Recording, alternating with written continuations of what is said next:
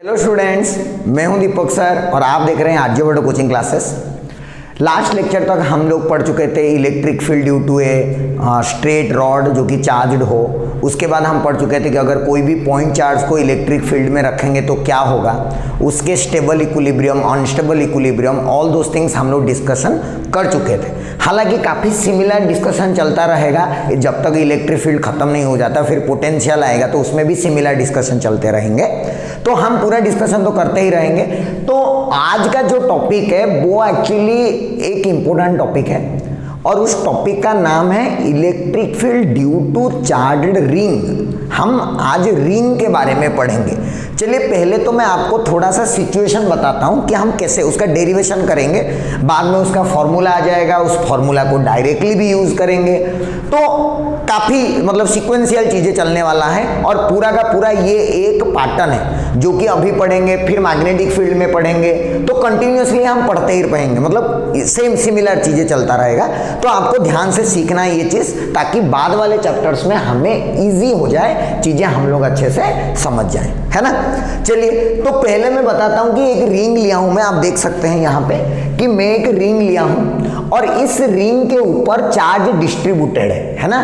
कैसे डिस्ट्रीब्यूटेड है, नीचे लिखा हूं मैं। टोटल चार्ज कितना डिस्ट्रीब्यूट दिया हूं, Q, मतलब पूरा Q चार्ज मैं इसके ऊपर दे दिया हूं, इधर इधर वो चारों तरफ डिस्ट्रीब्यूटेड है। तो उसके लिए लेम्बडा डिफाइन हम कर सकते हैं। मैं बताया था आपको, लिस्ट में भी लिखवाया था कि लेम्बडा वन डायमेंशनल डिस्ट्रीब्यूशन के लिए डिफाइंड होता है और वो रॉड के लिए भी डिफाइंड होता है और रिंग के लिए भी डिफाइंड होता है। तो रिंग ले रहे हैं हम लोग, तो रिंग में भी लेम्बडा डिफाइन होगा कैसे ना, total charge by total length, and total charge कितना दिया हूं Q और उसका लेंथ, मतलब पूरा रिंग का जो टोटल लेंथ आएगा, अगर रेडियस r है तो कितना हो जाएगा टोटल लेंथ 2πr। तो मेरा लेम्बडा का कैसे मैं वैल्यू कितना लिख पाऊंगा, Q/2πr। कभी कभी लेम्बडा गिवन रहता है तो Q निकालना पड़ता है, कभी कभी डायरेक्टली Q गिवन रहता है, वो हम कैसे फॉर्मूले में यूज करेंगे उसके ऊपर डिपेंड करता है। क्लियर है। चलिए तो लेम्बडा डिफाइन हो गया। अब बात आई कि जो चार्ज इसके ऊपर डिस्ट्रीब्यूट हुआ है वो कैसा डिस्ट्रीब्यूट हुआ है, यूनिफॉर्मली डिस्ट्रीब्यूटेड। मैंने पहले ही बताया था यूनिफॉर्मली डिस्ट्रीब्यूटेड मतलब हर एक पोर्शन में if I will see the charge will come out to be the same, मतलब लेम्बडा कांस्टेंट। कोई भी छोटा सा पोर्शन चूज करो उसमें इक्वल अमाउंट ऑफ चार्जेस हमें हमेशा मिलेगा। क्लियर। तो लेम्बडा कांस्टेंट यूनिफॉर्म। तो ये बात हो गई रिंग के बारे में। ये रिंग रखा हुआ था। रियलिटी में हम जो डेरिवेशन करने वाले हैं ना, उसके लिए हम थोड़ा इसको चेंज करके कैसे ले रहे हैं मैं आपको थोड़ा बताता हूं। जैसे कि ये मैं एक रिंग का शेप का लिया हूं, ऑलमोस्ट आप देख सकते हैं, है ना। बहुत छोटा मान लेता हूं इसको, है ना, छोटा है इसका, मैं ऑलमोस्ट रिंग मान लेता हूं और इसका थिकनेस थोड़ा दिख रहा होगा आपको, बट ये थिकनेस को हम यहाँ पे कंसिडर नहीं किए हैं। This thickness is like very negligible, है ना, इसीलिए रिंग माने हम लोग। चलिए यहाँ पे ये रिंग को मैंने ऐसे रखा था, ऐसे रखा था, समझ रहे हैं ना, ऐसे रखा था। अब यहाँ पे जो कर रहा हूं मैं रिंग को ऐसे कर दिया हूं। यू कैन सी पहले कैसा था रिंग, ऐसे सिंपल ऐसे था, तो ये सेंटर हो गया। मैं जो फिगर ड्रॉ किया हूं उस फिगर में मैंने रिंग को ऐसे रखा। आपको समझ में आ रहा है, ऐसे रखा हूं रिंग को, समझ में आया बच्चों। तो अगर ऐसे रिंग को रखा हूं तो चार्ज भी ऐसे डिस्ट्रीब्यूटेड है। ये हो गया उसका सेंटर।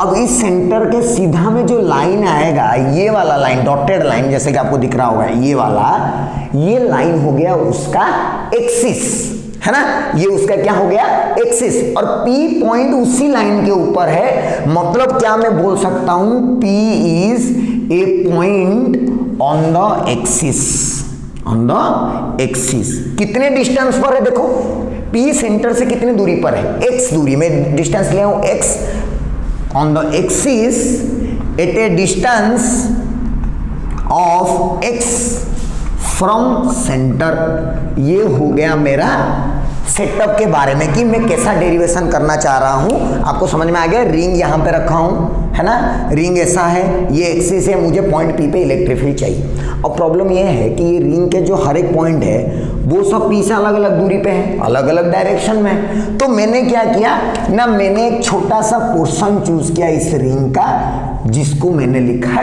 DQ।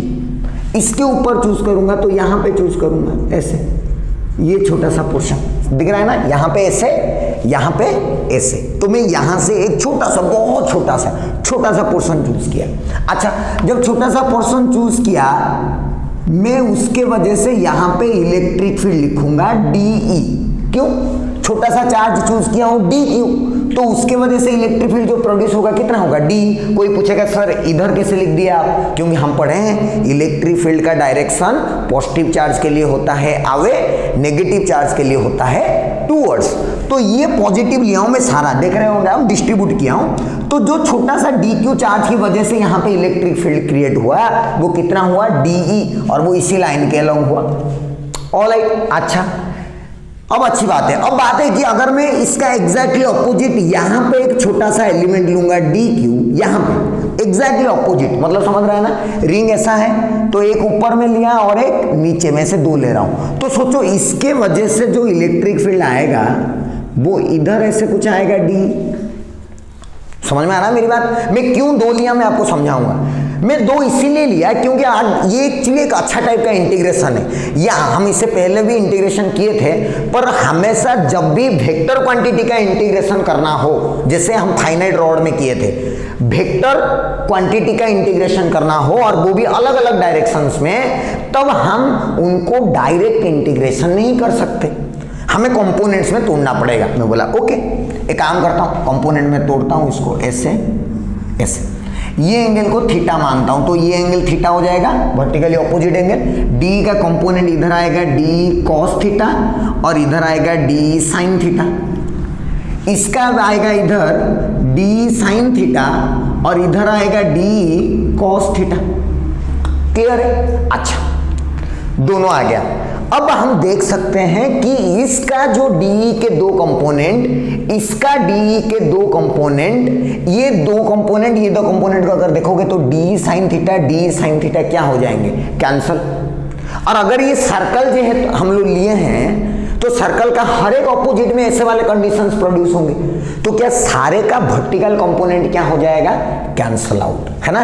तो पहला पॉइंट आया कि the vertical components will cancel out. The vertical component, कौन सा वाला vertical component? DE sin theta will cancel out, वो कैंसल आउट हो जाएगा। क्लियर? अब बचा क्या? जो भी हमारा E नेट आएगा वो सिर्फ किसका इंटीग्रेशन से आ जाएगा? D cos theta. यहां पे मैं एक बात आपको बताना चाहता हूं, कोई बच्चों का कंफ्यूजन रहता है कि सर D cos थीटा आप क्यों लिखे? आप तो D cos थीटा दोनों का ऐड किए 2D cos थीटा लिखना चाहिए था। बिल्कुल, मैं 2D cos थीटा भी लिख सकता हूं, कोई दिक्कत नहीं, बट सोचिए आप 2D cos थीटा अगर लिख रहे हैं, इसका मतलब आप इलेक्ट्रिक फील्ड एक के वजह से लिख रहे हैं कि दोनों की वजह से? दोनों की वजह से, मतलब you are including two elements. तो जब इंटीग्रेशन करोगे तो पूरा चार्ज नहीं लिखना पड़ेगा, आधा चार्ज लिखना पड़ेगा, बिकॉज हम दोनों को एक साथ इंटीग्रेशन कर रहे हैं। मैं बता दूंगा आगे, बट इतना समझिए क्योंकि हमें एक का लेके इंटीग्रेशन करना रहता है, इसीलिए हम एक का कौन सा बचता है? D cos थीटा बचता है, और उसी को हम इंटीग्रेशन कर देंगे तो टोटल इलेक्ट्रिक फील्ड हमारा आ जाएगा। चलिए करके देखते हैं, तो क्या आ जाएगा देखते हैं ना। इंटीग्रेशन DE का वैल्यू समझते हैं पहले। देखिए DE का वैल्यू कितना होगा? ये DQ और ये डिस्टेंस होगा R, जिसका वैल्यू होगा √R² प्लस x²। ठीक, अच्छा, तो DE का वैल्यू आ जाएगा मेरा K, DQ की वजह से प्रोड्यूस हो रहा है, कितना दूरी पर है? R दूरी पर। cos थीटा को देखिए, ये थीटा, ये भी थीटा, तो ये भी थीटा। cos थीटा कितना ना? Base by hypotenuse, base is x and hypotenuse is R, तो कितना आ जाएगा? x/r, सॉरी ये स्क्वायर होगा, KQ/r²। तो ये हो गया DE का वैल्यू और ये हो गया cos थीटा की वैल्यू। क्लियर? अच्छा, इसमें हम लोग देखते हैं क्या क्या बनता है। K DQ ठीक है, X ठीक है, नीचे बनेगा R⁻³ और R होता है R² plus x² whole to the power 3/2। √R² plus x² का क्यूब बनेगा तो पावर कितना आ जाएगा? 3/2। अच्छा, इसमें क्या क्या चीज कांस्टेंट है उसको बाहर ले आते हैं। क्या क्या कांस्टेंट है? K तो वैसे भी कांस्टेंट, X तो डिस्टेंस हम ले लिए हैं पॉइंट का, वो भी कांस्टेंट, R भी कांस्टेंट, सब कांस्टेंट, तो ये सब बाहर आ जाएगा। तो क्या बचेगा? KX by R² plus x² whole to the power 3/2 integration DQ। अब यही मैं आपको बताने वाला था कि अगर आप 2DE cos थीटा लिखते हैं तो जब इंटीग्रेशन dq करेंगे तो q/2 डालना पड़ेगा। अभी इंटीग्रेशन dq में मैं क्या डालूंगा, q, तो मेरा इलेक्ट्रिक फील्ड का वैल्यू कितना आ गया, नेट आ गया k capital QX by r square plus x square whole to the power 3/2। This is the net electric field that is produced at a point P which is at a distance x from the center। अगर centre से x दूरी पे है तो E net का value आ गया इतना, KQX by R square plus X square whole to the power 3/2।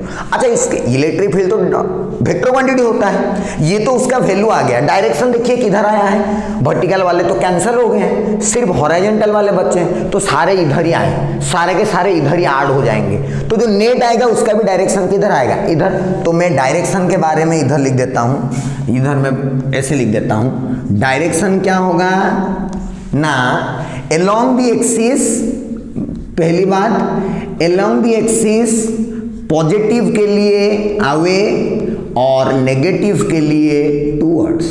Simple सी बात है, कॉन्सेप्ट वो ही अवे टूवर्ड्स वाला, लेकिन डायरेक्शन जो होगा वो क्या हो जाएगा, अलोंग द एक्सिस। क्लियर है मेरी बात। तो ये था सर्कुलर रिंग के एक्सिस के ऊपर अगर हम पॉइंट चूज करते हैं जिसका डिस्टेंस x है, तो उस रिंग के वजह से यहां पे जो इलेक्ट्रिक फील्ड प्रोड्यूस होगा उसका वैल्यू और उसका डायरेक्शन। एक इंटरेस्टिंग बात मैं यहाँ पे आपको बताता हूँ, आप एक काम करिए, आप इसको पहले लिख दीजिए, फिर मैं इसका खास पॉइंट्स जो स्पेशल पॉइंट्स होंगे इसके बारे में एंट्रेंस पॉइंट ऑफ व्यू से वो सारे स्पेशल पॉइंट मैं आपको डिस्कशन करूँगा। आप पहले स्क्रीन को पॉज करिए, पूरा डेरिवेशन अच्छे से लिख लीजिए, समझ लीजिए, फिर मैं इसके बारे में इंपॉर्टेंट पॉइंट्स आपके सामने लेके आऊँगा। लिख लीजिए। हो गया बच्चों, तो ये उसका डेरिवेशन और फॉर्मूला था। ठीक है, ये तो सबको सीखना ही है, बोर्ड के लिए भी हमारा इंपॉर्टेंट होता है, कभी कभी बोर्ड में भी एग्जाम में पूछता है। और एंट्रेंस पॉइंट ऑफ व्यू से अगर देखें तो एंट्रेंस में तो बच्चों डेरिवेशन आता नहीं है ना, बहुत दुखद वाली बात है, वरना बहुत सारे बच्चे रट के भी ले आते। तो डेरिवेशन तो नहीं आते हैं, पर इसके रिलेटेड क्वेश्चंस बहुत आते हैं, आए भी हैं पिछले साल। मैं डिस्कशन करूंगा आपके साथ, जेई के क्वेश्चंस भी बहुत सारे, नीट के क्वेश्चंस भी डिस्कशन करूंगा। लेकिन सबसे पहले हम समझते हैं कि इस कॉन्सेप्ट से रिलेटेड इंपॉर्टेंट पॉइंट्स क्या क्या है, वो मैं आपको समझाऊंगा। तो सारे इंपॉर्टेंट पॉइंट्स का हमारे लिए एक एक क्वेश्चन के बराबर है, ऐसे हम समझ सकते हैं कि रिंग के बारे में जितने इंपॉर्टेंट पॉइंट्स बना रहे हैं हम, सारे अपने में एक एक क्वेश्चन के बराबर है। समझते हैं कैसे, चलिए। सबसे पहला इंपॉर्टेंट पॉइंट है ना, सबसे पहला इंपॉर्टेंट, सोचिए आप कि अगर मैं ऐसा रिंग रखा हूं, ये प्लस क्यू चार्ज इसको दिया गया है, ठीक है, ये उसका एक्सिस है ना, ये उसका एक्सिस। अब इसके वजह से अगर मैं यहां पे एक पॉइंट लूं A, यहां पे एक पॉइंट लूं B, तो सोचिए क्या होगा। अगर A पॉइंट पे इलेक्ट्रिक फील्ड, ये प्लस है ना, A पॉइंट पे इलेक्ट्रिक फील्ड का डायरेक्शन किधर आएगा, इधर आएगा। इलेक्ट्रिक फील्ड का डायरेक्शन है कि नहीं, अवे फ्रॉम द होगा, अलोंग द एक्सिस होगा। ये पॉइंट पे इलेक्ट्रिक फील्ड इसके वजह से किधर होगा, फिर से अवे, अवे मतलब लेफ्ट की राइट, लेफ्ट, तो इधर होगा इलेक्ट्रिक फील्ड। तो आप देख सकते हैं रिंग के दोनों साइड में जो इलेक्ट्रिक फील्ड का डायरेक्शन आ रहा है वो क्या आ रहा है, सेम डायरेक्शन में आ रहा है कि ऑपोजिट डायरेक्शन में, ऑपोजिट डायरेक्शन। रिंग के दोनों साइड में, राइट साइड में इलेक्ट्रिक फील्ड का डायरेक्शन राइट है। अगर नेगेटिव होता, अगर मान लो कि मैं आपको नेगेटिव भी बताना चाहूँ, अगर नेगेटिव हो गया, ये माइनस क्यू हो गया, सोचिए ये एक्सिस, यहाँ पे इलेक्ट्रिक फील्ड किधर आएगा, इधर आएगा, और यहाँ पे इलेक्ट्रिक फील्ड किधर आएगा, इधर आएगा। तो बेसिकली इसमें कॉन्सेप्ट, पहला कॉन्सेप्ट ये है कि direction on both side of the ring, both side of the ring are opposite, are opposite. ये मेरा पहला कॉन्सेप्ट है जो मुझे समझना, मतलब समझ में आना चाहिए। आगे ओके, सेकेंड पॉइंट पे चलते हैं। सेकेंड पॉइंट में समझते हैं, सेकेंड पॉइंट क्या बताता है ना, सेकेंड पॉइंट ये बताता है कि अगर मैं सेंटर की बात करूं, at the centre of the ring, or the centre of the ring. Centre of the ring मतलब ये हो गया रिंग मेरा, ये हो गया एक्सिस और ये हो गया मेरा सेंटर। सोचिए पॉइंट अगर यहां पे होता तो एक्स ये वाला होता, लेकिन सेंटर पे अगर आ गया तो सेंटर के लिए जो एक्स का वैल्यू है वो क्या है, zero.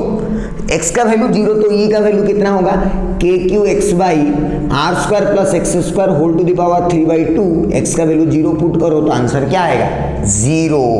That means electric field are the centre of a ring equal to zero. Very simple. क्या दोनों पॉइंट आपको समझ में आ गया? पहला पॉइंट में क्या निकाला हम लोग, इलेक्ट्रिक फील्ड का डायरेक्शन। दूसरे पॉइंट में हम क्या निकाले कि सेंटर पे इलेक्ट्रिक फील्ड का वैल्यू क्या होगा। दोनों पॉइंट आप अच्छे से लिख लीजिए, फिर मैं तीसरा पॉइंट बताता हूं, आप स्क्रीन पॉज करिए और खुद लिख लीजिए, ठीक है। उसके बाद इसके बारे में और थोड़ा चर्चा करते हैं, है ना। कैसा चर्चा, सुनिए, एक बहुत बहुत बहुत खास बात है ना। अच्छा मान लीजिए, बोला एक सिंपल सी बात, मान लीजिए कि जैसे एक पॉइंट बोल सकते हैं हम लोग, लेकिन ये स्टार मार कर दीजिएगा, मतलब काफ़ी इंपॉर्टेंट है, क्वेश्चन से पूछे भी जा चुके हैं। सोचिए कि मैं बोला कि ऐसा एक रिंग है, ठीक है, इसका चार्ज टोटल है प्लस क्यू, यूनिफॉर्मली डिस्ट्रीब्यूटेड सब कुछ, मतलब जैसे हम पढ़े हैं वैसा ही है बिल्कुल। इसका रेडियस भी दिया हुआ है आर, ठीक है। अच्छा, अब ये सेंटर पे मैंने क्या किया ना, एक चार्ज रख दिया स्मॉल क्यू नॉट। चार्ज कितना रख दिया, स्मॉल क्यू नॉट। कहाँ पे, सेंटर पे, है ना। अच्छा, सेंटर पे electric field at the centre कितना होता है, जीरो, है कि नहीं। अभी तो पढ़े हम लोग, अगर electric field at the centre zero होगा तो सोचिए फोर्स ऑन क्यू नॉट को तो सेंटर पे रखा हूं, कोई भी जगह पे अगर इलेक्ट्रिक फील्ड गिवन हो तो फोर्स कैसे निकालते हैं, Q naught into electric field at the centre, क्योंकि मैं सेंटर पे क्यू नॉट को रखा हूं और ये कितना है, जीरो। तो फोर्स भी कितना आया, जीरो। किसके ऊपर, क्यू नॉट के ऊपर। बट याद करिए, ये जो भी फोर्स की बात हो रही है, ये फोर्स तो कूलॉम फोर्स ही है, and Coulomb force is always an action reaction pair. मतलब अगर क्यू नॉट के ऊपर रिंग का फोर्स जीरो हुआ तो रिंग के ऊपर क्यू नॉट का फोर्स भी क्या होगा, जीरो। सोचिए, अच्छे से सुनिए मैं क्या बोल रहा हूं। क्यू नॉट के ऊपर रिंग के वजह से फोर्स कितना हो गया, जीरो। कैसे हुआ लिखाऊं, तो अगर क्यू नॉट के ऊपर नेट फोर्स जीरो है तो पूरे रिंग के ऊपर भी नेट फोर्स क्या होगा, जीरो। समझ में आया। तो मैं इसमें क्या लिख सकता हूं ना, therefore F net on the ring due to Q naught is also equal to 0। अच्छा, मतलब रिंग के ऊपर टोटल फोर्स जीरो है। अच्छी बात है, अगर टोटल फोर्स जीरो है तो मैं बोला एक काम करता हूं, मैं थोड़ा फिगर ड्रॉ करके देखता हूं। फिगर ड्रॉ किया मैंने, तो ये क्यू नॉट, ये कैपिटल क्यू, तो मैंने बोला यहाँ पे अगर मैं एक छोटा सा पोर्शन चूज करूंगा डी क्यू, तो ये इसको इधर फोर्स लगाएगा डी एफ। यहां पे छोटा सा पोर्शन चूज करूंगा तो ये इसके ऊपर फोर्स लगाएगा डीएफ, ये इसको लगाएगा तो ये भी इसके ऊपर फोर्स लगाएगा डीएफ, इधर चूज करूंगा तो ये भी फोर्स लगाएगा इधर डीएफ। मतलब कि net force on the ring is zero, but force on A small parts of the ring, छोटा छोटा पार्ट अगर चूज करूं तो जीरो तो नहीं हो रहा है, लेकिन रिंग को तकलीफ हुआ। क्या तकलीफ, जैसे कि मैं आपको एग्जांपल बताता हूं। सपोज मैं ऐसा हाथ खड़ा करके खड़ा हो जाऊं, मुझे इधर से कोई खींचे 10 न्यूटन, फिर इधर से कोई खींचे 10 newton, they are pulling me 10 newton 10 newton. What is the net force on me, zero, है कि नहीं। Net force on me zero, but मैं चिल्लाया तो मुझे स्टूडेंट पूछा कि सर आप चिल्ला क्यों रहे हैं, आपके ऊपर नेट फोर्स जीरो है। नेट फोर्स तो मेरे ऊपर जीरो हुआ, सही बात है, एक्सटर्नल फोर्स जीरो हुआ, बट वो एक्सटर्नल फोर्स जीरो कैसे हुआ ना, इधर 10 न्यूटन को मेरा हाथ में टेंशन डेवलप होकर बैलेंस किया, इधर 10 न्यूटन को मेरे हाथ में टेंशन डेवलप होकर बैलेंस किया, तो that tension becomes tension for me. समझ में आया मेरी बात, टेंशन बिकम्स टेंशन। तो वो जो नेट फोर्स जीरो होने पर भी एक टेंशन डेवलप होता है, यहां पर भी कुछ वैसा ही कहानी है। आप अच्छे से देखिए, ये क्यू नॉट हर एक पार्ट को बाहर बाहर ऐसे धकेल रहा है, हर एक पार्ट को, ये पार्ट को बाहर, ये पार्ट को बाहर, ये हर पार्ट को बाहर बाहर पुश कर रहा है, लेकिन कोई भी पार्ट भाग नहीं रहा है, सब लोग मिलकर रिंग बना दिए हैं, है ना। मतलब ये लोग कैसे रहे ना, अगर मैं इस छोटे से पार्ट को देखूंगा तो इसके साइड्स वाले, ये इसको इधर खींच रहा होगा, ये इसको इधर खींच रहा होगा टेंशन से, ये इसको इधर खींच रहा होगा, ये इसको इधर खींच रहा होगा टेंशन से, तभी तो ये लोग भाग के नहीं जा रहे। और ये दोनों टेंशन मिलके किसको बैलेंस कर रहे होंगे, डीएफ को। क्या मेरी बात समझ में आया, समझ में आया कॉन्सेप्ट। तो यही हम लोग को निकालना है, to calculate the tension, to calculate the tension, हमें टेंशन कैलकुलेट करना है, सिंपल बात है ना। कॉन्सेप्ट समझ में आ गया कि टेंशन क्यों डेवलप होगा और वो टेंशन को कैलकुलेट करना क्यों जरूरी है, क्योंकि अगर मैं ज़्यादा टेंशन डेवलप करवा दूंगा मान लीजिए, तो हो सकता है मेरा रिंग टूट जाए। तो इसीलिए समझ में आना चाहिए कि टेंशन कितना होता है। तो उसके लिए मैंने क्या किया, मैंने एक छोटा सा स्मॉल पार्ट कंसिडर किया, जैसे ये वाला पार्ट, एक छोटा सा part, very small part consider किया, है ना। ऐसे रिंग लिया, इसका ये वाला इधर क्यू नॉट है, ऐसे मैंने एक छोटा सा पार्ट लिया यहाँ पे, है ना, डी क्यू, छोटा सा पार्ट, ऐसे छोटा सा, वेरी छोटा सा पार्ट, और फिर मैं इसको जूम किया, बहुत छोटा सा पार्ट लिया, फिर उस पार्ट को मैंने क्या किया, जूम किया। तो कैसे दिखेगा, ऐसा, ऐसा दिखा, है ना। चलिए, और ऐसे यहाँ पे चार्ज है क्यू नॉट, इसका चार्ज है डी क्यू, है ना। अच्छा, उस डी क्यू का वैल्यू कितना होगा, सोचिए, डी क्यू का वैल्यू कितना होगा ना, इस रिंग का जो भी लेमड़ा होगा वो, है ना, जो भी लेमड़ा होगा, लेमड़ा इनटू इतना लेंथ। सोचिए, ये अगर एंगल हुआ डी थीटा, ये एंगल भी हुआ डी थीटा, छोटा छोटा एंगल ले रहा हूं, ये आर, तो टोटल लेंथ कितना हो जाएगा, theta equal to L by R होता है ना, तो एल इक्वल टू क्या हो गया, आर इंटू थीटा। यहाँ पे जो एंगल है वो कितना है, 2d थीटा, तो लेमड़ा इंटू ये वाला जो लेंथ है dl कितना हो जाएगा, lambda into R 2d theta, that is my D Q, that is the dq that is stored on this small part। ये छोटा पार्ट को ही मैं बड़ा बनाया हूं, आप टेंशन मत होइए, जूम लिखा हूं ना, ये छोटा पार्ट को जूम करके ऐसे बड़ा दिखा रहा हूं, ऐसा कोई पार्ट है नहीं। अच्छा, अब क्या हो रहा होगा ना, इधर इसको इधर कोई खींच रहा होगा, इधर टेंशन T से, इसको भी इधर रेस्ट ऑफ द पार्ट खींच रहे होंगे टेंशन T से, है ना। अच्छा, उस T को मैं कंपोनेंट में ब्रेक करता हूं, देखिए इधर ऐसे ऐसे, ये डी थीटा तो ये भी डी थीटा है कि नहीं, ये डी थीटा तो ये भी डी थीटा, तो ये आएगा डी थीटा, तो इधर आएगा T कॉस डी थीटा, इसका भी इधर आएगा T कॉस डी थीटा, नीचे आएगा T साइन डी थीटा, इसका नीचे आएगा T sine D theta. Figure को पूरा क्लैरिटी से समझिए, मैं फिगर को थोड़ा कैमरा ले लेते हैं ताकि वो फिगर बहुत अच्छे से दिखाई दे, है ना।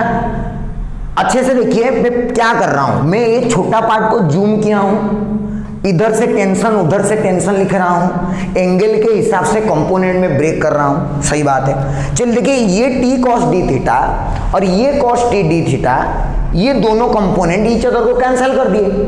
अब बचे कौन, साइन वाले components.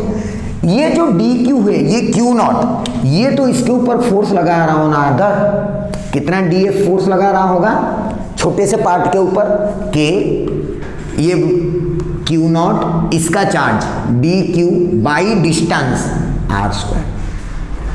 This will be the force जो क्यू नॉट लगा रहा है, और उसको बैलेंस कौन कर रहा है, टेंशन। लेकिन ये दो कंपोनेंट ईच अदर को कैंसिल कर देते हैं, साइन थीटा कंपोनेंट बैलेंस करता है किसको, उस ऊपर वाले डीएफ फोर्स को, जो कि इस क्यू नॉट ने रिपल्सन में लगाया है। क्लियर है। अब अगर ये दोनों फोर्स को इक्वल करूं तो मैं क्या लिखूंगा, देखिए ऊपर लग रहा है मेरा डीएफ, नीचे T sine D theta, T sine D theta, 2t sine D theta. Clear. अब सारे फॉर्म वैल्यू पता है मुझे, सारे वैल्यू लिख दूंगा यार। डीएफ पता ही है, K Q naught into D Q का value lambda R 2d theta by R square, ये हो गया df। इधर 2t sine d theta, d theta बहुत छोटा है तो साइन d थीटा को मैं क्या लिख सकता हूँ, d थीटा लिख सकता हूँ। तो d थीटा कैंसल, 2 कैंसल, तो और एक आर कैंसल। तो जो t का फाइनल आंसर आया, t का फाइनल आंसर कितना आ गया, इधर बचा k Q naught lambda by R, k Q naught lambda by are.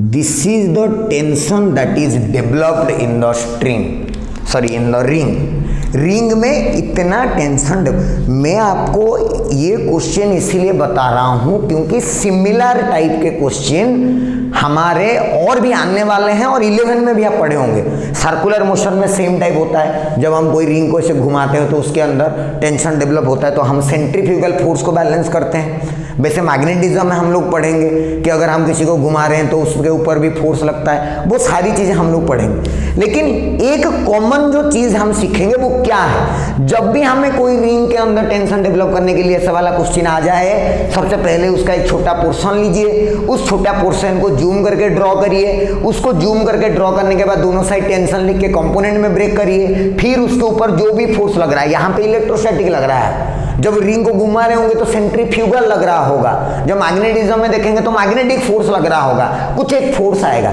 और उसको टेंशन के दो कंपोनेंट के साथ क्या करें, बैलेंस करें, तभी हमें definitely what will be the tension developed in the ring हम लोगों को मिल सकता है। क्लियर है मेरी बात? तो ये पूरा एक कॉन्सेप्ट है और ये अपने में क्वेश्चन है। This is a previous year question from JEE में ऐसे टाइप के क्वेश्चंस आ चुके हैं, नीट में फ्रीक्वेंटली आ रहे हैं और आएंगे भी आगे, है ना।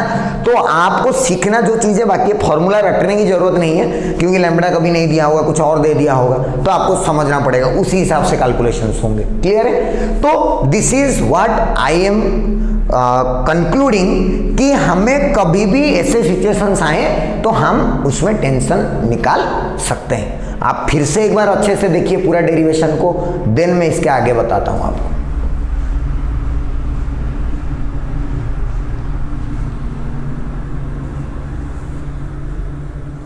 हो गया बच्चों?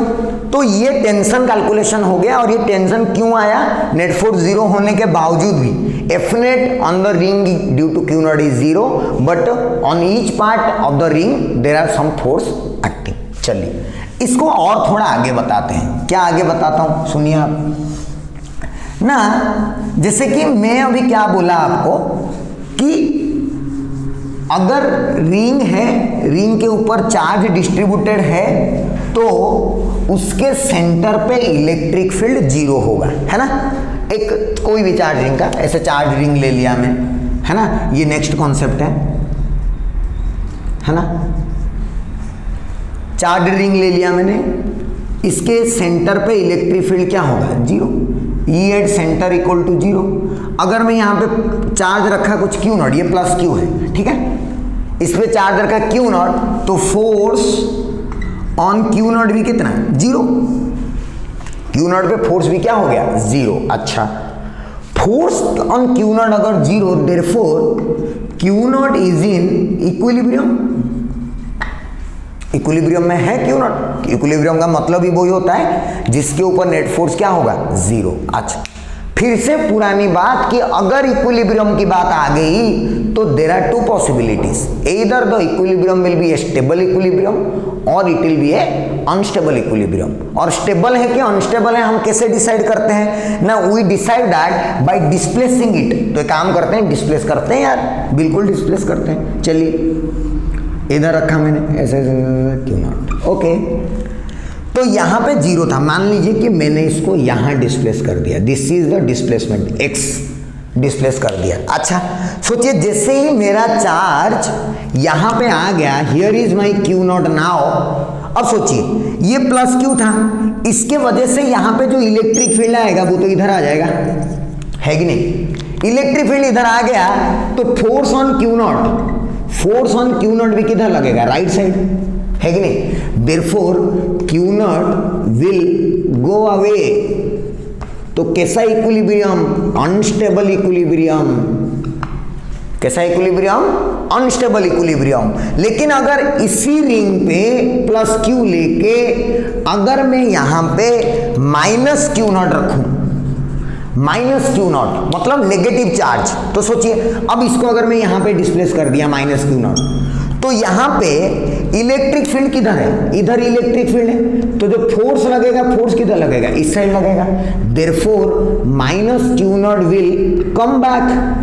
अगर it will come back therefore it is stable equilibrium. क्या दोनों चीजें आपको समझ में आ गया?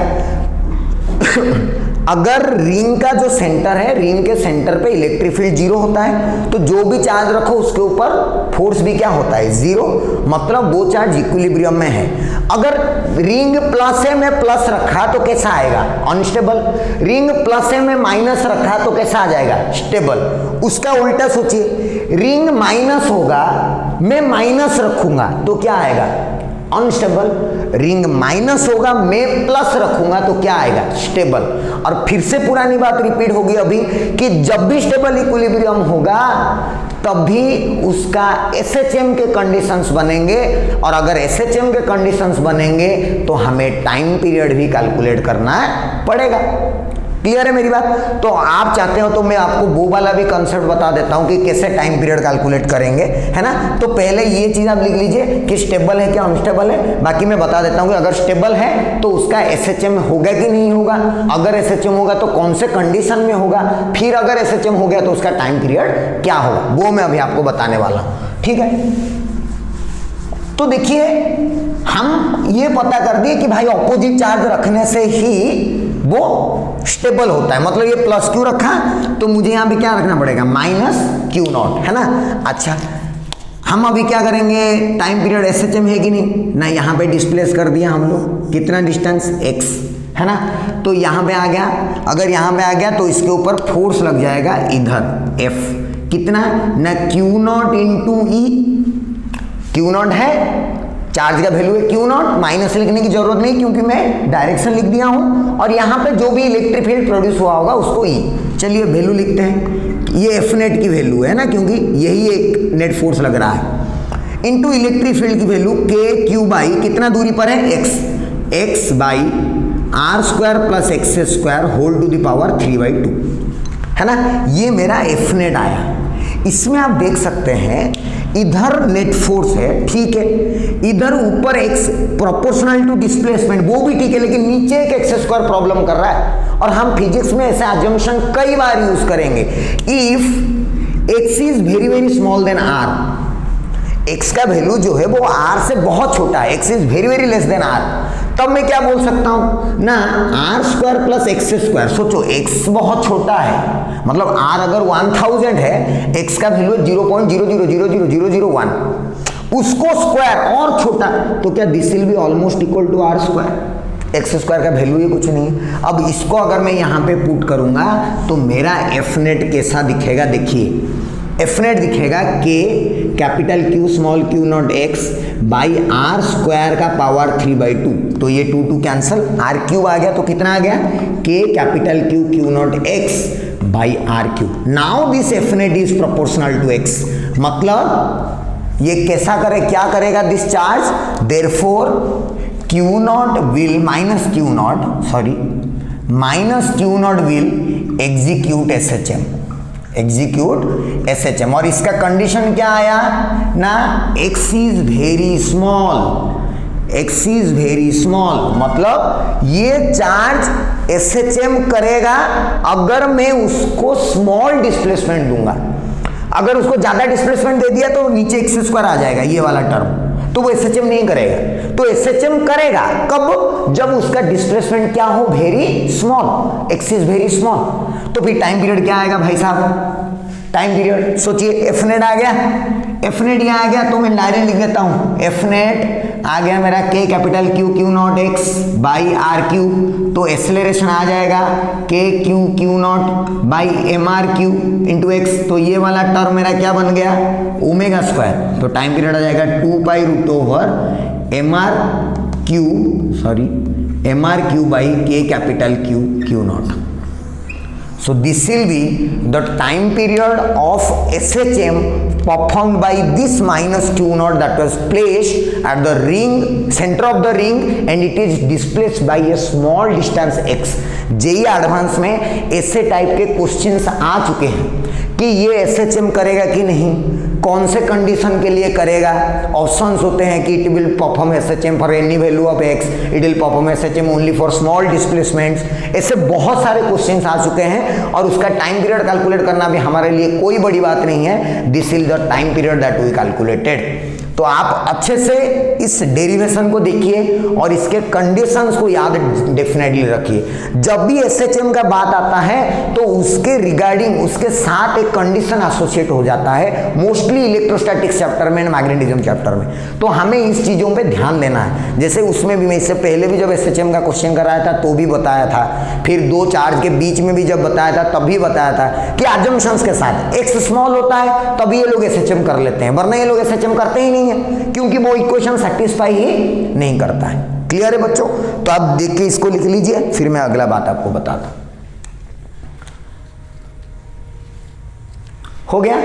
चलिए मैं इसको मिटा देता हूं। अब इसके बारे में और एक वेरी वेरी इंपॉर्टेंट पॉइंट, क्या इंपॉर्टेंट पॉइंट ना, इसका ग्राफ ड्रॉ करेंगे हम लोग, है ना।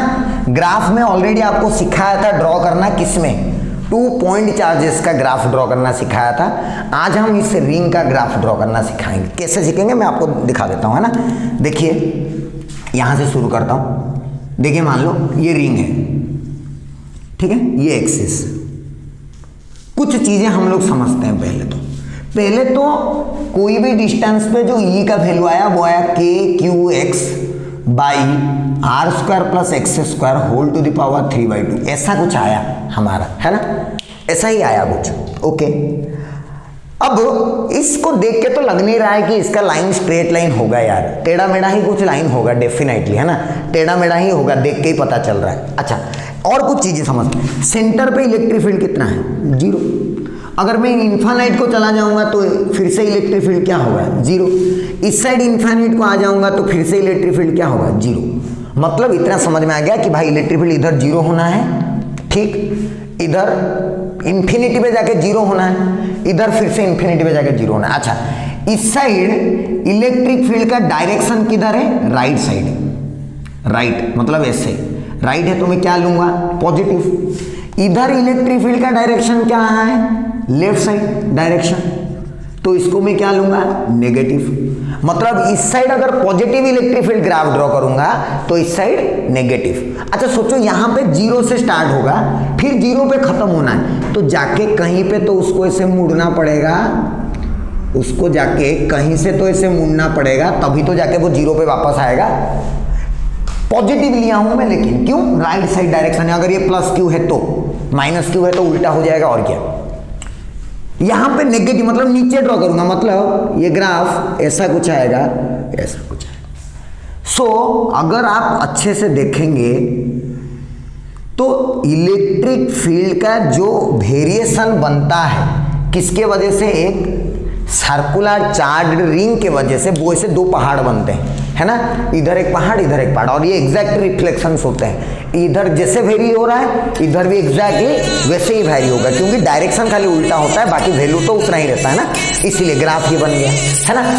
अच्छा, ये ग्राफ तो आसान है, समझ में आ गया, लेकिन इस ग्राफ से हमें कुछ और भी चीजें पता चल गया, है ना। क्योंकि जब भी जेईई में ऐसा ही होता है कि कोई एक चीज जब हम सीखते हैं तो उससे रिलेटेड और कितने चीजें हम सीख सकते हैं, और कितना चीज, और कितना चीज, और कितना एनालिसिस, और कितना अंदर हम घुस सकते हैं। सिर्फ उसी का भी पढ़ाई होता है बस। तो वही सीखना है कि ग्राफ ड्रॉ किया तो ग्राफ से मुझे और भी कुछ चीजें समझ गया। क्या समझ गया, देख ना, यहाँ पे इलेक्ट्रिक फील्ड 0, यहाँ पे भी इलेक्ट्रिक फील्ड 0, तो इलेक्ट्रिक फील्ड जाके कहीं से तो यहाँ बड़ा बड़ा बड़ा बड़ा बड़ा कहीं से क्या हो गया, डिक्रीज। मतलब क्या, ये वाला वो वाला वैल्यू है जहां पे इलेक्ट्रिक फील्ड का वैल्यू क्या है, मैक्सिमम। इससे ज्यादा इलेक्ट्रिक फील्ड का वैल्यू हो ही नहीं सकता, इसे डिक्रीज हो गया।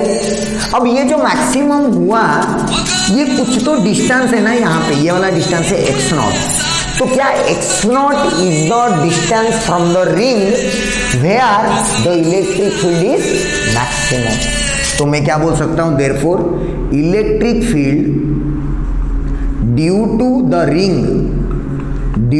The ring is maximum at X not.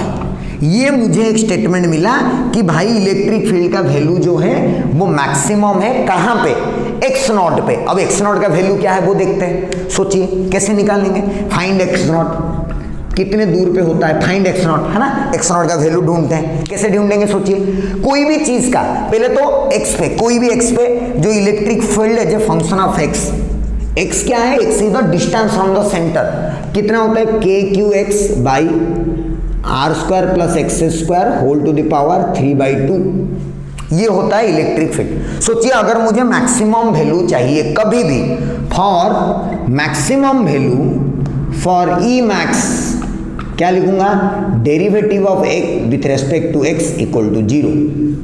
कभी भी कोई भी चीज का मैक्सिमम या मिनिमम वैल्यू कोई भी फंक्शन का हमें कैलकुलेट करना रहता है तो हम क्या करते हैं, उसका डेरिवेटिव उसी के रेस्पेक्ट में क्या कर लेते हैं, 0। जैसे मुझे कहां पे, एक्स के रेस्पेक्ट में ई चाहिए था तो मैंने क्या किया, ई को एक्स के साथ डेरिवेटिव ले लिया और उसको क्या कर दिया, 0। अगर आपको डेरिवेटिव आता है तो आप इजीली डेरिवेटिव निकाल सकते हैं। मैं यहाँ पे निकाल के आपको बता देता हूँ, डेरिवेटिव मैं आपको निकाल के बता देता हूँ, देख लीजिए आप। डेरिवेटिव कैसे निकालूंगा ना, dy/dx ई का value K Q X by R square plus X square whole to the power 3/2, इसका वैल्यू 0। चलिए डेरिवेटिव करते हैं सब मिलके। अगर आप डेरिवेटिव अच्छे से नहीं जानते हैं तो 12th क्लास आपको फिर से पढ़ना पड़ेगा। डेरिवेशन के बिना डेरिवेटिव के फिजिक्स में पढ़ना मुश्किल है और मैथमेटिक्स में तो छोड़ ही दीजिए, है ना, कैलकुलस पूरा जाएगा आपका। तो डेरिवेटिव करते हैं, तो ये क्या हो गया ना, दो फंक्शन का डिवीजन वाला हो गया। तो मैं डायरेक्टली लिखता हूँ ना, R square plus X square whole to the power 3/2 second function into derivative of first function. इसके सबसे पहले मेरे के क्यू को मैं बाहर निकाल दिया हूँ, minus first function into derivative of second function, ठीक है, divided by R square plus X square whole to the power 3 हो जाएगा, 3/2 का स्क्वायर कर दूंगा तो 3 हो जाएगा, दैट इज इक्वल टू 0। तो सोचिए ये वाला पार्ट, दिस के क्यू एंड दिस उधर जाके मल्टीप्लाई होके क्या हो जाएगा, 0। अब बचेगा सिर्फ ये दो टर्म, तो मैं सिर्फ ये दो टर्म को लिख रहा हूँ। ये वाला टर्म आ गया R square plus X square whole to the power 3/2 into dy/dx of X 1, तो लिखने की जरूरत नहीं है, माइनस एक्स रख दिया। अब इसका डेरिवेटिव सोचिए, इसका डेरिवेटिव करूंगा तो पहले तो 3/2 R square plus X square whole to the power 1/2 लिखना पड़ेगा, फिर एक्स स्क्वायर का डेरिवेटिव आएगा 2x, this is equal to 0। तो मैंने डेरिवेटिव कर दिया। अब इस डेरिवेटिव को सॉल्व ही करना है बस मुझे, तो सॉल्व कर देंगे। सॉल्व करें तो यहाँ से 1/2, ये 1/2 खत्म, उधर 0 हो जाएगा, 2 खत्म, इधर बचा सिर्फ R square plus X square minus इधर बचा सिर्फ 3x स्क्वायर इक्वल टू 0। तो R square minus 2x square equal to 0, तो x equal to plus minus r/√2 and this is my x naught. तो इस साइड अगर जाऊंगा तो आएगा r/√2, इस साइड अगर आऊंगा तो भी आएगा r/√2, और यहाँ पे e का वैल्यू भी क्या होगा, मैक्सिमम। क्या मेरी बात समझ में आया? ये बहुत ही इंपॉर्टेंट कॉन्सेप्ट और याद भी रखना चाहिए हम लोगों को, कहीं ना कहीं याद रख देना चाहिए कि भाई इलेक्ट्रिक फील्ड का वेरिएशन ऐसे होता है, मैक्सिमम कहीं ना कहीं होता है, कहाँ पे होता है ना, r/√2 पे। अब कितना होता है वो तुम निकाल सकते हो, मतलब मुझे बताना है तो मैं बता सकता हूँ। अगर मुझे ये मैक्स निकालना है तो क्या करूंगा मैं, simply K Q X naught by R square plus X naught का square whole to the power 3/2 direct कर दूंगा, है कि नहीं। एक्स नॉट का वैल्यू कितना है, r/√2 डाल दीजिए, यहाँ पे डाल दीजिए r/√2, तो ये हो जाएगा r²/2, तो ये हो जाएगा 3r²/2। और ये बाकी इसको आप सॉल्व कर सकते हैं, मैं क्या बताऊंगा, K Q into X naught का value r/√2 by r² plus r/√2 का whole square whole to the power 3/2। आप इसको सॉल्व करते रहिए, आपको आंसर मिलेगा, जो भी मिलेगा that is the maximum value of E. तो हम लोग क्या क्या सीख लिए मैं आपको फिर से एक बार बता देता हूँ। रिंग के वजह से इलेक्ट्रिक फील्ड का वैल्यू, फिर सेंटर पे 0, फिर वो स्टेबल की अनस्टेबल, फिर हम लोग पढ़ेंगे उसका ग्राफ कैसा दिखता है। अगर ग्राफ ऐसा दिखता है तो कहीं ना कहीं मैक्सिमम है, अगर कहीं ना कहीं मैक्सिमम है तो कहाँ मैक्सिमम है वो निकाल दिए, कितना मैक्सिमम है वो निकाल दिए। तो इतना चीजें हम लोगों को डायरेक्टली याद रहना चाहिए हम लोगों को कि रियलिटी में ऐसा ऐसा वेरिएशंस होते हैं क्या, रियलिटी में ऐसा ऐसा ग्राफ। बाकी इसके और भी अच्छे एस्पेक्ट है जो कि जेईई एडवांस के लेवल के हैं और जेईई एडवांस करने वाले बच्चों को समझ में भी आना चाहिए, वो मैं इसके बाद थोड़ा सा बता दूंगा। आप पहले इस सारी चीज़ों को याद रखेंगे। आप बार बार डेरिवेटिव एग्जाम में नहीं कर सकते, आपको याद करना पड़ेगा कि r/√2 माइनस r/√2, आप प्लस माइनस इसीलिए एक राइट साइड आएगा एक लेफ्ट साइड आएगा, तो आपको ऐसे चीज़ें याद डायरेक्टली करना पड़ेगा और ये काफ़ी इंपॉर्टेंट है आपके एग्जाम में, आपको डायरेक्टली सवाल सॉल्व करने में मदद करेंगे। आप इसको लिख लीजिए, फिर मैं अगले कॉन्सेप्ट में आता हूँ। तो अभी हम लोग रिंग के वजह से इलेक्ट्रिक फील्ड का डायग्राम ड्रॉ किए थे, ग्राफ ड्रॉ किए थे, जो कि ग्राफ कुछ ऐसा देखा था। मैंने डायरेक्शन के बारे में सब कुछ एक्सप्लेन कर दिया। एक जगह पे मैक्सिमम होता है, सेंटर पे 0, फिर इन्फानाइट पे जाके 0, इधर इन्फानाइट पे जाके 0 और सेंटर पे कितना होता है 0।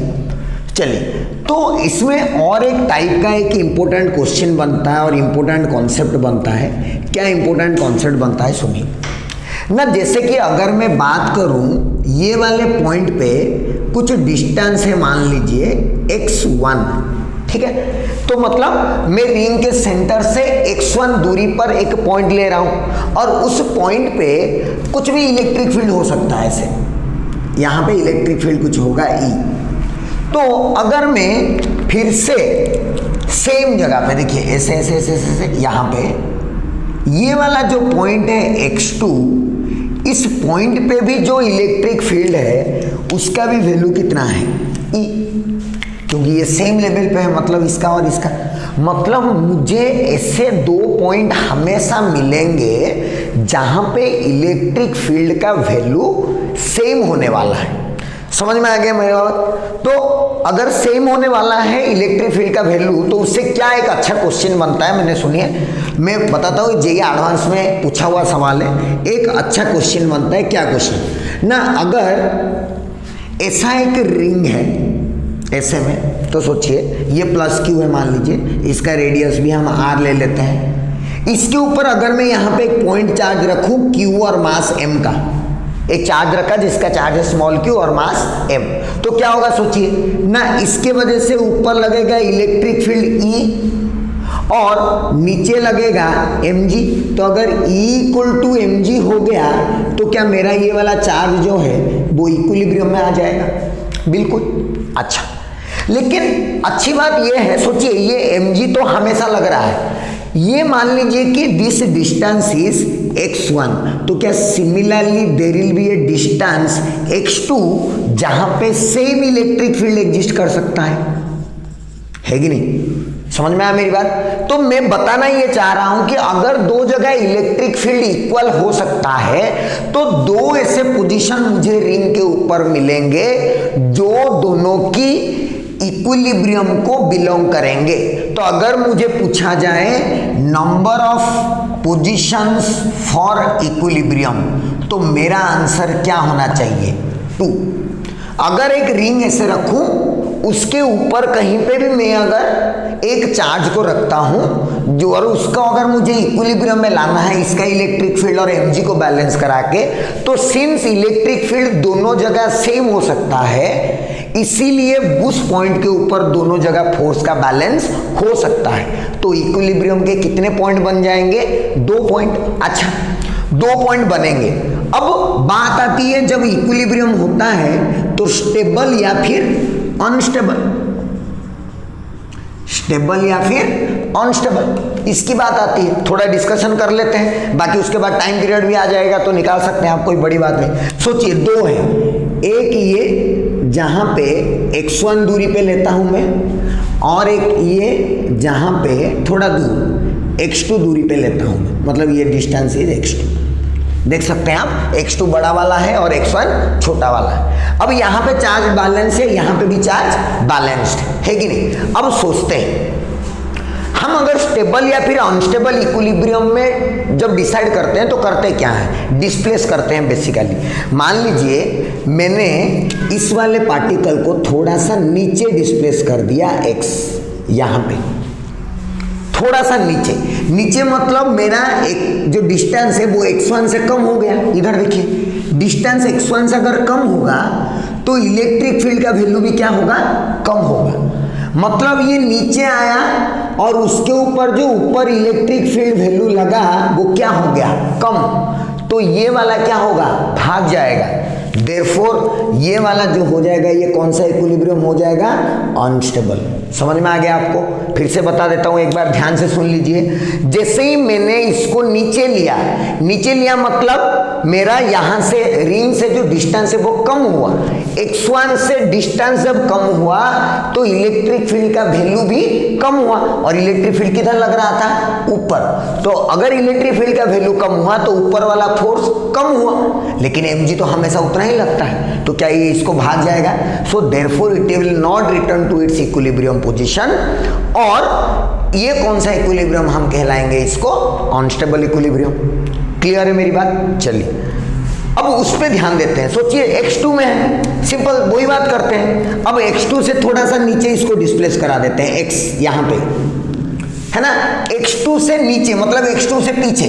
x2 से पीछे अगर देखूंगा तो जो इलेक्ट्रिक फील्ड आएगा वो तो इस पॉइंट से ज्यादा है कि नहीं। अगर इस पॉइंट से ज्यादा आएगा तो मेरा जो यहाँ पे इलेक्ट्रिक फील्ड है, मैं नीचे किया, इलेक्ट्रिक फील्ड कहाँ लग रहा था, यहाँ पे ऊपर लगता रहा था EQ और नीचे लग रहा था mg।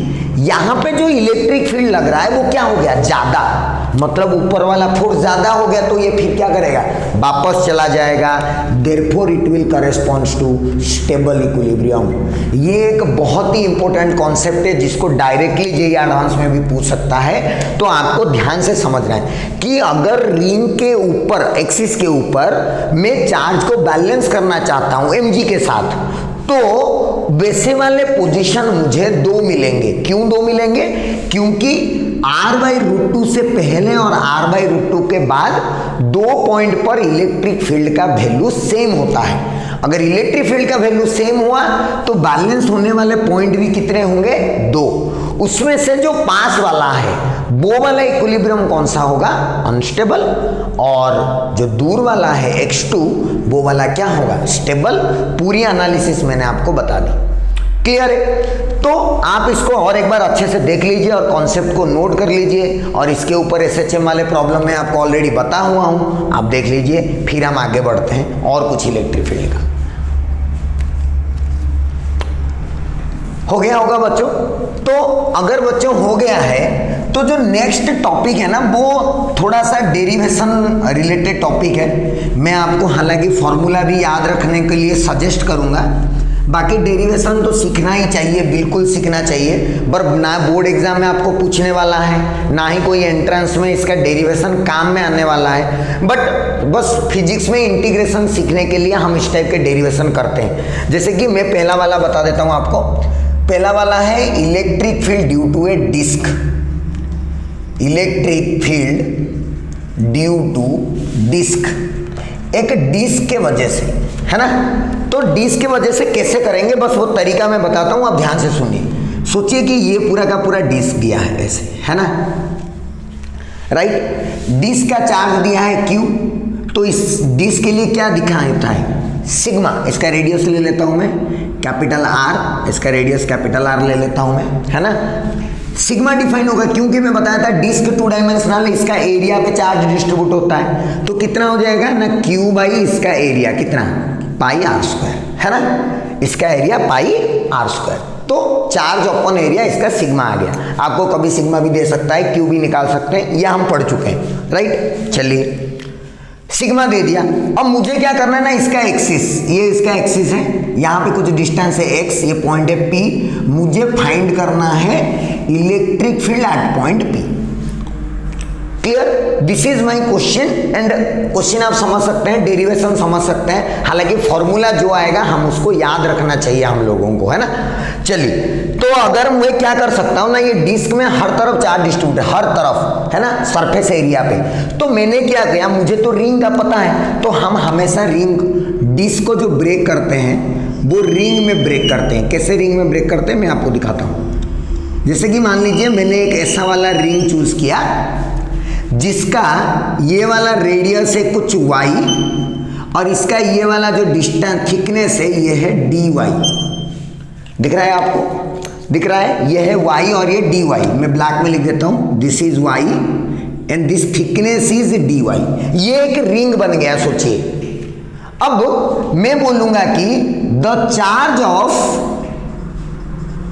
Charge of the elemental ring, मैं जो रिंग चूज किया हूं एलिमेंटल रिंग बोलते हैं, क्योंकि इंटीग्रेशन में हम एलिमेंट चूज करते हैं, तो मैंने रिंग वाला एक एलिमेंट चूज किया हूं। तो charge of the elemental ring कुछ डी क्यू लिखूंगा मैं, हम हमेशा ऐसे ही करते हैं, कुछ एक छोटा सा टुकड़ा चूज करते हैं उसका चार्ज लिखते हैं, लिख दिया मैंने। कितना होगा ना, ये तो देखो सिग्मा होगा इनटू एरिया होगा, है कि नहीं। अच्छा, सिग्मा तो ठीक है, हम पता है, एरिया पे ध्यान देते हैं। एरिया इसका क्या होगा ना, सोचिए अगर मैं इसको ऐसे काट के सीधा कर दूं, I will cut this ring, काट दिया, फिर इसको ऐसे सीधा करके रख दिया, तो अगर सीधा हो गया तो इसका रेडियस कितना था y, तो ये डिस्टेंस कितना हो जाएगा 2 पाई y, है कि नहीं। 2 पाई r रेडियस y, तो 2 पाई y, और थिकनेस कितना है dy, तो इसका जो एरिया आ जाएगा वो कितना आ जाएगा 2 पाई y dy, है कि नहीं। That is the area of this small ring. तो यहाँ पे डाल दूंगा मैं, तो मेरा कितना आ जाएगा वैल्यू, देखते हैं। मेरा वैल्यू आ जाएगा sigma into 2 pi y dy, that is my D Q, that is my D Q. अगर इसको सॉल्व करेंगे तो डी क्यू आ गया मेरा इसका चार्ज। अब सोचिए, इस रिंग के वजह से यहाँ पे इलेक्ट्रिक फील्ड इधर प्रोड्यूस होता है डी, तो डी क्या है ना, D is the electric field due to the elemental ring. जो मैं रिंग लिया हूं उसके वजह से इलेक्ट्रिक फील्ड है डी, तो डी का फॉर्मूला क्या हो जाएगा, सोचिए फॉर्मूला क्या आया था, D Q upon K D Q into X upon Y square plus X square whole to the power 3/2। अगर आपको याद हो तो रिंग के वजह से इलेक्ट्रिक फील्ड का फॉर्मूला यही होता है, K Q X by R square plus X square whole to the power 3/2। और मैं जो यहाँ पे रिंग लिया हूँ उस रिंग का चार्ज क्या है डी क्यू, और उसका रेडियस कितना है वाई, और मुझे इलेक्ट्रिक फील्ड कहाँ पे चाहिए एक्स डिस्टेंस पे, इसीलिए एक्स। समझ में आ गया।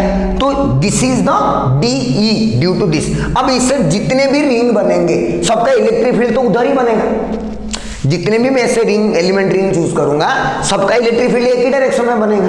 तो मेरा जो टोटल इलेक्ट्रिक फील्ड आएगा वो इस डी को ऐड करना है, वेक्टोरियल करना है तो भी कोई दिक्कत नहीं, क्योंकि सारे सेम डायरेक्शन में, एक ही डायरेक्शन इधर इधर आएंगे। तो मैं डायरेक्टली जो ई नेट कैलकुलेट करूंगा, देयरफॉर मैं यहाँ पे ऊपर में करता हूँ, जो ई नेट आएगा वो कितना आएगा ना, integration D, simple integration D, क्योंकि वेक्टर इधर उधर डायरेक्शन में नहीं है। ओके, तो इंटीग्रेशन डी का वैल्यू लिखिए के डी क्यू का वैल्यू डायरेक्टली पुट करता हूँ sigma 2 pi Y D Y, फिर x ऊपर में तो x डिवाइडेड वाई, नीचे Y square plus X square whole to the power 3/2। Clear.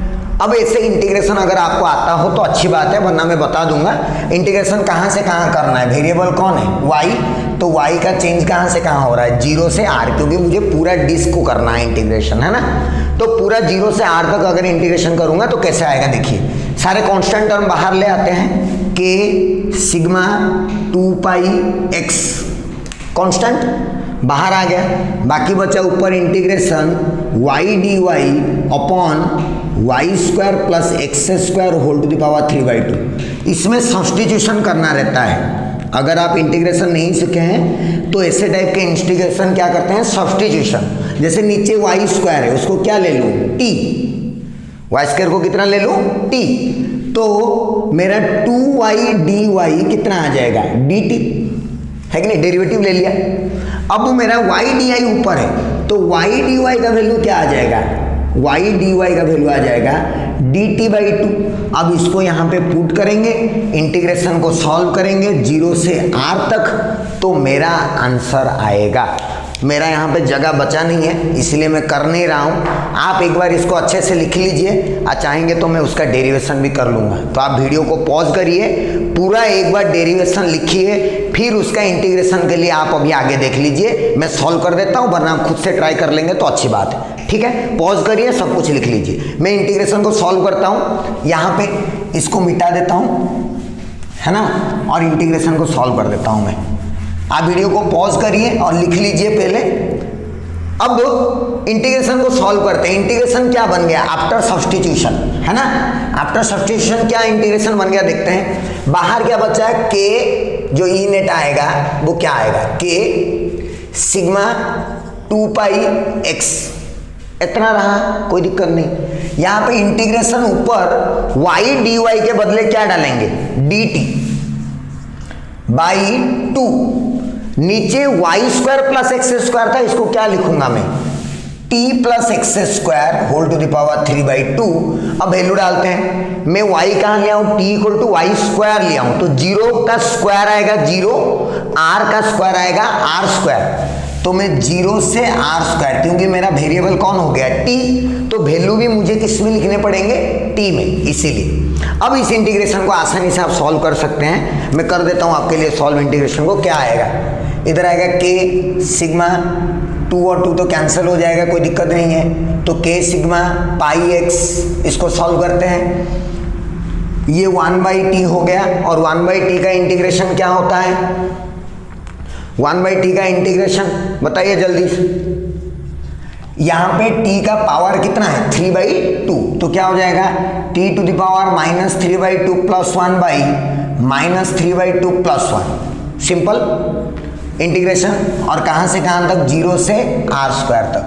अब वैल्यू डाल देते हैं, इसको हम लोग सॉल्व करेंगे तो क्या आ जाएगा, सॉरी यहाँ पे t नहीं होगा, t + x² का पावर होगा, यहाँ पे भी ये नीचे ठीक है, -3/2 + 1, है ना, क्योंकि इस पूरा टर्म हम लोगों को लेना है, t + x² हो गया। ओके, अब सॉल्व कर देते हैं, k सिग्मा πx, इसका वैल्यू कितना आ जाएगा, ये वैल्यू आ जाएगा 1 - 3/2 इज -1/2, और ये भी -1/2, तो नीचे आके 1/2, तो 1/√t + x², ये वाला का सोल्यूशन, इसका -1/2, ऊपर जाके क्या हो जाएगा, -2 ऊपर चला गया। समझ में आया कैलकुलेशन आपको, ध्यान से देखिएगा, थोड़ा कॉम्प्लिकेटेड है। 0 से r², t का वैल्यू डालना है हम लोगों को। अब क्या दिक्कत है, k सिग्मा πx वैल्यू डाल दो, 2 को बाहर ले आते हैं, 2 माइनस है तो पहले इसको डाल देता हूँ, फिर इसको डाल देता हूँ, एक ही बात, इसको माइनस इसको करता, माइनस है तो उल्टा कर दो, तो पहले 0 डाल दूंगा, 0 डाल दूंगा तो कितना आ जाएगा, 1/x माइनस r² डाल दूंगा, तो 1/r² + x² का whole to the power 1/2। This is the formula of electric field due to a disc. थोड़ा बड़ा दिख रहा है ना, थोड़ा बड़ा दिख रहा होगा फॉर्मूला, थोड़ा खतरनाक दिख रहा होगा। आसान कर देता हूँ, थोड़ा आसान कर देते हैं फॉर्मूला को, देखो थोड़ा आसान करते हैं। 2 है, k का वैल्यू कितना, 1/4πε0, इधर क्या है सिग्मा πx, इसको लिखो, नीचे x√x² + r² आएगा, और ऊपर क्या आएगा, √x² + r² - x, ऐसा आएगा, कुछ ऐसा आ जाएगा। चलिए अब देखिए क्या क्या कैंसिल हो रहा है, पाई कैंसल, 1 2 कैंसल, ठीक है, ये x और x कैंसल। अब थोड़ा अच्छा दिखेगा, σ/2ε0 1 - x/√x² + r², this is the E net formula, this is the formula for E net. आपको ये याद रखने में आसानी होगा, लेकिन याद रखना पड़ेगा, डायरेक्ट फॉर्मूला भी एग्जाम में पूछा जा चुका है। आप चाहे तो डेरिवेशन स्किप कर सकते हैं, क्योंकि डेरिवेशन थोड़ा लंबा है, थोड़ा डिफिकल्ट कुछ है नहीं, इंटीग्रेशन ही खाली उसका थोड़ा टेंशन वाली बात थी। बाकी आप डेरिवेशन इसका पूरा स्किप कर सकते हैं, कोई प्रॉब्लम नहीं है। लेकिन फॉर्मूला आपको डेफिनेटली याद रहनी चाहिए, sigma by 2 epsilon naught 1 minus X by root over R square plus X square. This is the electric field due to a disc on its axis. पूरी की पूरी डेरिवेशन आपके सामने है, ये इंटीग्रेशन तक का था, उसके बाद ये तो मैथमेटिक्स वाला पार्ट था, तो ये भी मैथमेटिक्स वाला पार्ट में कर दिया हूँ। आप लोग बिल्कुल कंफ्यूज मत होइए और सब कुछ अच्छे से देख के लिख लीजिए एक बार। इंटीग्रेशन का यहाँ से शुरू, वहाँ से बाद, फिर हम लोग आगे बढ़ते हैं इस टॉपिक पर। स्क्रीन को पॉज करिए और सब कुछ लिख लीजिए, ठीक है बच्चों। तो ये रियलिटी में हम लोग क्यों कर रहे थे? कोई बोलेगा सर ये तो इम्पोर्टेंट था नहीं, तो हम लोग क्यों पढ़ रहे थे? अगर इम्पोर्टेंट था ही नहीं तो आप फिर बेकार में टाइम क्यों खराब कर रहे हैं, अपना भी हमारा भी। ये रियलिटी में क्या होता है ना, फिजिक्स में बहुत सारी चीज़ें सीखना रहता है ना। ये करके फायदा मुझे ये होगा कि कभी जेईई एडवांस में अगर कोई इंटीग्रेशन करने वाला सवाल आ गया ना, तो मुझे आइडिया रहेगा कि ऐसे वाले सवाल बन सकते हैं। इसी टाइप का मुझे डिस्क दिख रहा है तो मैं उसको रिंग में तोड़ के ऐसे इंटीग्रेशन करूंगा। So this is to just get the idea कि how things work in physics, ये सीख रहे थे हम लोग। बाकी याद आपको डेफिनेटली फॉर्मूला ही रखना है। तो बच्चों हम लोग अभी डिस्क के बारे में पढ़ चुके हैं, डिस्क का इलेक्ट्रिक फील्ड एक्सिस के ऊपर कितना होता है हम पढ़ लिए। जो नेक्स्ट वाला है वो है electric field due to hollow hemisphere. Hollow hemisphere, हालांकि मैं इसका डेरिवेशन नहीं बता रहा हूँ आपको, मैं पहले इसका फॉर्मूला ही बता देता हूँ, क्योंकि ये सारे डेरिवेशन हमें ज़रूरत पड़ते भी नहीं, हम गॉस लॉ में भी ये सब पढ़ेंगे थोड़ा बहुत। तो अगर मान लीजिए कि ये दे दिया हेमिस्फीयर ऐसे, दिस इज ए हेमिस्फीयर, ठीक है। इसके वजह से इस पॉइंट O पे एट द सेंटर, ऐसे लिख देता हूँ, एट द सेंटर, सेंटर पे हम लोगों को इलेक्ट्रिक फील्ड चाहिए। इसका रेडियस R है, सब कुछ हम बोल सकते हैं। सबसे पहले बात, इसके लिए क्या डिफाइंड होगा ना, सिग्मा डिफाइंड होगा। इसके लिए कैसे ब्रेक करेंगे हम लोग ना, ऐसे थीटा पे जाएंगे हम लोग, फिर डी थीटा का एक छोटा सा एंगल चूज करेंगे और इसको पूरा ऐसे घुमा देंगे, ऐसे पूरा चारों तरफ घुमा देंगे। तो यहाँ पे क्या होगा ना, हम लोगों को एक रिंग मिलेगा, एलिमेंट वाला, एलिमेंटल रिंग मिलेगा। उसके वजह से इलेक्ट्रिक फील्ड इधर लिखेंगे D, और ऐसे ही सारे रिंग के वजह से जो इलेक्ट्रिक फील्ड है उसको थीटा से 90 तक इंटीग्रेशन करना पड़ेगा। तो तेरा ई नेट जो आएगा वो आ जाएगा इंटीग्रेशन D, और अगर आप अच्छे से सॉल्व करोगे तो आपका आंसर आएगा sigma by 4 epsilon not, sigma by 4 epsilon not. This is the answer that you will get after doing the integration that I am saying. आपको ये इंटीग्रेशन कहीं भी, ये डेरिवेशन कहीं भी एग्जाम में पूछने वाला नहीं है, और इसको कराया भी नहीं जाता है। जेईई एडवांस के लिए आप थोड़ा सीख सकते हैं, सीखने के लिए है, बट आपको ऐसे कुछ नेसेसरी नहीं है कि आपको ये वाला डेरिवेशन आना ही चाहिए या फिर सॉल्व करना ही पड़ेगा, ऐसा बिल्कुल नहीं है। तो आप बिल्कुल भी ओरिएड मत होइए, बिल्कुल। और जो भी मैं बता रहा हूं कि इस फॉर्मूले को याद रखना है, तो आपको फॉर्मूले पे कंसंट्रेट भी करना है। ऐसे स्टार मार्क करके रिमेंबर ऐसे लिखते हैं हम लोग, ताकि हमें लगे कि ये वाले चीज़ें हमें डायरेक्टली याद रख लेनी चाहिए। तो ये दोस्तों जो हमारा अभी तक जो पूरी सेक्शन चली, पूरी सेशन में हम लोग इलेक्ट्रिक फील्ड कूलम्ब्स लॉ पूरा पढ़ लिए, ये वाला सेक्शन।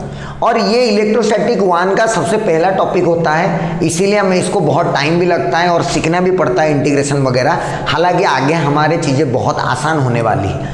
तो ये पूरा जो एक टॉपिक है इलेक्ट्रोस्टैटिक 1 का मेजर टॉपिक, इलेक्ट्रिक फील्ड और कूलम्ब्स लॉ, ये वाला टॉपिक आज खत्म हो गया इस लेक्चर के साथ। अब मेरे जो अपकमिंग लेक्चर आएंगे इलेक्ट्रोस्टैटिक 1 के ही, लेकिन वो सारे लेक्चर जो है वो स्टार्ट करेगा electrostatic potential energy and potential.